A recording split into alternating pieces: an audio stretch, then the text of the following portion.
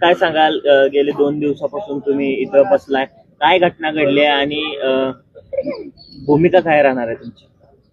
धनगर समाजाचं आराध्य दैवत अंजनगावचं खेलोबा, या खेलोबा मंदिराच्या प्रवेशद्वारावरती, की ज्या खेलोबा मंदिराच्या प्रांगणामध्ये लाखोंची यात्रा भरते, जिथं भाकणूक सांगितली जाते, आणि हे द्वापार युगापासून, म्हणजे याचा किती वर्षापासून चालू आहे हे कोणी सांगू शकत नाही. अशा तीर्थक्षेत्रावरती छत्रपती शिवाजी महाराजांचा पुतळा बेकायदेशीररित्या रात्री अपरात्री आणून त्या प्रवेशद्वारावर बसवण्याचा खोडसाळपणा काही समाजकंटकांनी केलेला आहे. जोपर्यंत प्रशासन सन्मान्य तोडगा काढून छत्रपती शिवाजी महाराजांप्रती असणारा आदर, छत्रपती शिवाजी महाराजांप्रती असणारी पवित्रता, या सगळ्या गोष्टी डोळ्यासमोर ठेवून सन्मानजनक जोपर्यंत छत्रपती शिवाजी महाराजांच्या या अश्वारूढ पुतळ्याचं स्थलांतर होत नाही, तोपर्यंत हे ठिय्या आंदोलन चालू राहणार. पुढची भूमिका काय असणार आहे? आज दुसरा तिसरा दिवस आहे. फरांडे बाबा हे आंदोलनाला अन्नत्याग सुद्धा केलाय त्यांनी. प्रशासन यामध्ये सहकार्य करते का?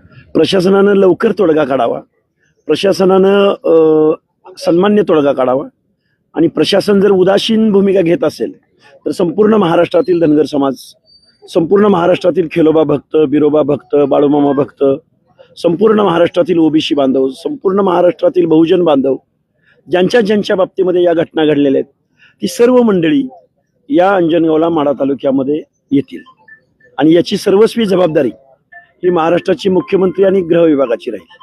बोलताना इथं काही मंडळी बोलली की इथं शासनाच्या आणखी काही जागा अशा आहेत की ज्या रस्त्यालगत आहेत, अशा ठिकाणी मुळात हे मंदिर आहे, हे गावाच्या बाहेर आहे, आणि बाहेर असल्यानंतर इथून एक हायवे गेला, हायवे गेल्यानंतर गावठाण बाजूला आहे, गावाच्या मुख्य प्रशासकीय जागा बाजूला आहेत, छत्रपती शिवाजी महाराजांच्या शिवजयंतीचं मैदान बाजूला आहे.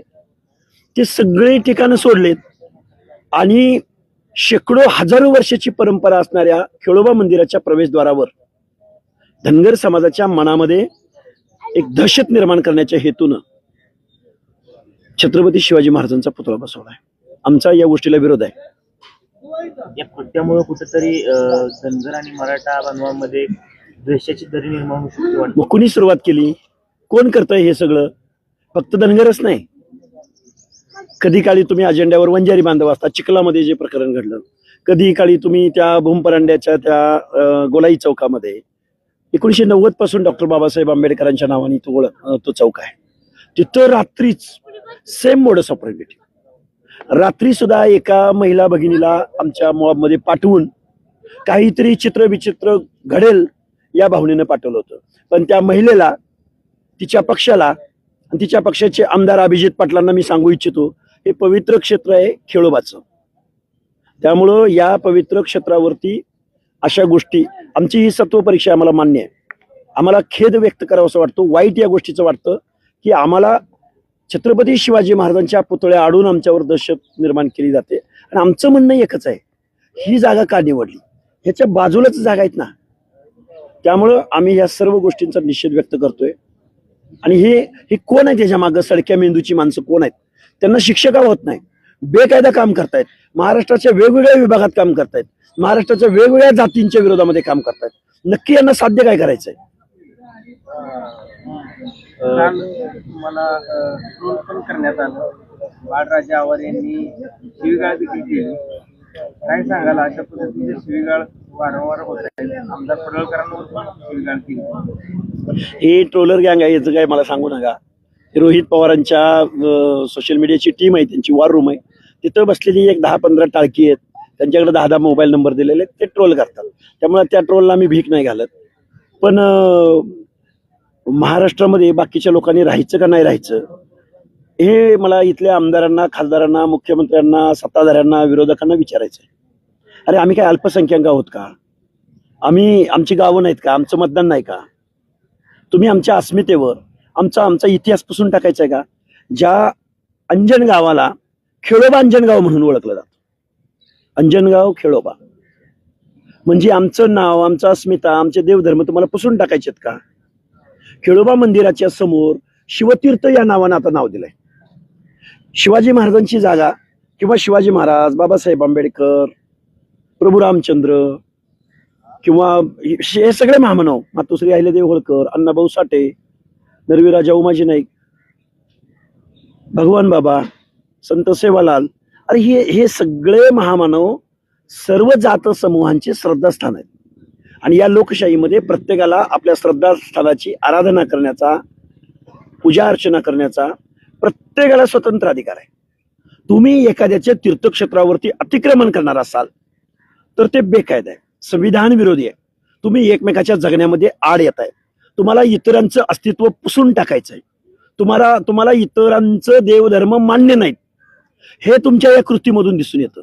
तुम्हाला बाबासाहेब मान्य नाहीत, तुम्हाला बाकीची लोक मान्यच नाहीत ना. त्याचा अर्थ हाच होतो ना, तुम्हाला इतर जागा उपलब्ध असताना तुम्ही खेळोबा मंदिराच्या प्रवेशद्वारावर पुतळा बसवण्याचं कारण काय? म्हणजे आमचा काही विरोध आहे का महाराजांना? त्यामुळे हे जे चाललंय, मुख्यमंत्री महोदय, घटना घडल्यानंतर पोलीस प्रशासन येतं, वेगवेगळ्या गावातून समूह येतात, वातावरण निर्माण होतं. अरे घटना घडवणाऱ्याला तुम्ही मोकळं सोडताय आणि न्याय मागणाऱ्या माणसांना तुम्ही आरोपी ठरवताय, ट्रोल बनवताय. याच्यामुळे तेढ निर्माण झाली म्हणताय. लक्ष्मण हाकेंनी पुतळा बसवायला सांगितला. आम्ही आता आमचे मंडळ आहेत, मिरगळ अण्णा आहेत, सगळी मंडळी आहेत, सगळ्यांची नावं आता मी तुम्हाला सांगेन. आमची सगळी महाराज मंडळी आहेत, वीर मंडळी आहेत. आम्ही सगळ्या लोकांनी निमंत्रण दिलं का यांना? आम्ही जातीय तेढ निर्माण करतोय. तुम्ही रात्री अपरात्री पुतळा बसवताय, तुम्ही रात्री अपरात्री दगडफेक करताय, तुम्ही रात्री अपरात्री कलेक्टरची गाडी कर्मचाऱ्यांसह उलटी पालटी करून गाडी फोडली, उलटवून लावली, पोलिसांवरती दगडफेक. आणि मग कोण जातीय तेढ निर्माण करते? ह्या कोण प्रवृत्तीत? लवकरात लवकर यांना अटक करा आणि लवकरात लवकर यांना शिक्षा द्या, नाहीतर महाराष्ट्र हा धगधगता राहील. महाराष्ट्रामध्ये जातीय तेढ निर्माण होईल. काल आणखी एक आरोप केला की हे सर्व मिटत असताना लक्ष्मणराव हाके यामध्ये जातीय तेढ निर्माण करून मराठा आणि धनगर वाद घडवून आणतायत. काही धनगर समाजातील मंडळी व्हिडिओ व्हायरल. अरे कोण धनगर समाजातील कोण आहेत ते सोडून द्या त्यांना. त्याच्यावर व्यक्त होणे इतपत पण त्याला कोण खात पण नाही. कुत्र सुद्धा, लूत भरलेलं कुत्र सुद्धा त्यांना होंगत नाही. त्यामुळे त्यांना उत्तर द्यायला धनगर समाज म्हणजे कोण आहे इथे ये म्हणा बघायला, सोडून देतो विषय, ते चालत असतं. मराठवाड्यातला समाज धनगर समाज आणि पश्चिम महाराष्ट्रातला धनगर समाज यामध्ये देखील ते तफावत निर्माण करू पाहतात का? अहो सोडा हो, अशा वादात धनगर समाज हा धनगर समाज आहे. तो मराठवाडा असो, विदर्भ असो, कोकण असो, खानदेश असो, पश्चिम महाराष्ट्र असो, कर्नाटक असो. अरे आम्ही महाराष्ट्राच्या बाहेरच्या माणसांचं आम्ही मार्गदर्शन घेतो. आम्ही संगोळी रायनाच्या जयंतीला तिकडे जातो, तिथले लक्ष्मणराव चिंगळे आमच्यामध्ये येतात. आणि तुम्ही महाराष्ट्रात काय असं लावलंय? त्यांना या अभिजित पाटलांनी वगैरे पुरस्कृत पाठवले का असं वाटतं? नाही, ते जरांगेचे पुरस्कृत आहेत.